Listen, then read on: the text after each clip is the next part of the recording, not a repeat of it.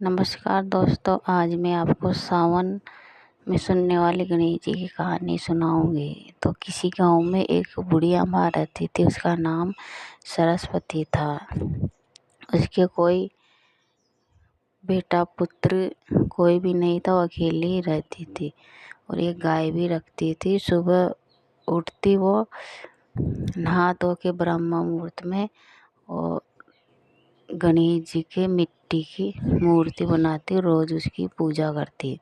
जब पूजा करने के बाद शाम को फिर देखती दिन में तो वो मूर्ति चटक जाती। रोज़ गणेश जी बनाती, रोज़ वो मूर्ति चटक जाती पूजा करने के बाद। उसके बाद एक दिन गांव के सेठ के मकान बन रहा था, तो वह बुढ़िया मिस्त्री के पास गई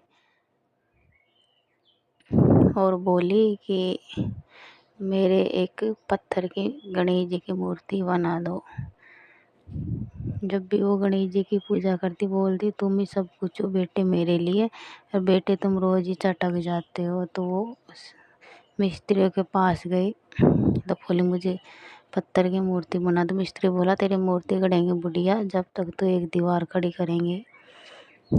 तो बुढ़िया बोली कि कोई बात नहीं बेटा।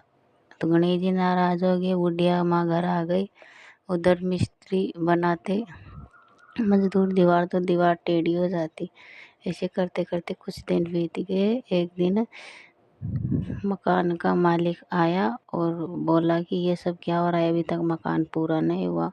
मिस्त्री बोले कि ये टेढ़ी हो जाती है। तो वो सेठ जी ने बोला कि ऐसा क्यों होता है। तब किसी मजदूर ने धीरे से कहा कि एक दिन एक बुढ़िया माँ आई थी, बोलो मुझे पत्थर की गणेश जी की मूर्ति बना दो, तो हमने मना कर दिया जब इसी दीवार टेढ़ी हो रही है। तो सेठ जी बुढ़िया माँ के घर गए और बोले कि हे माँ मुझे माफ़ कर दो, हम तुम्हारे गणेश जी की मूर्ति बनाएंगे। तो सेठ जी ने संगमरमर की मूर्ति बनाकर बुढ़िया को भेंट किया घर जाकर, और बुढ़िया माँ ने उन्हें आशीर्वाद दिया। और बुढ़िया माँ जब से गणेश जी के पत्थर की मूर्ति की पूजा करने लगी, उसके बाद सेठ जी की दीवार जो है अच्छी तरह से बनकर तैयार हुआ और दीवार टेढ़ी की सीधी हो गई। जय गणेश जी, जय गणेश जी।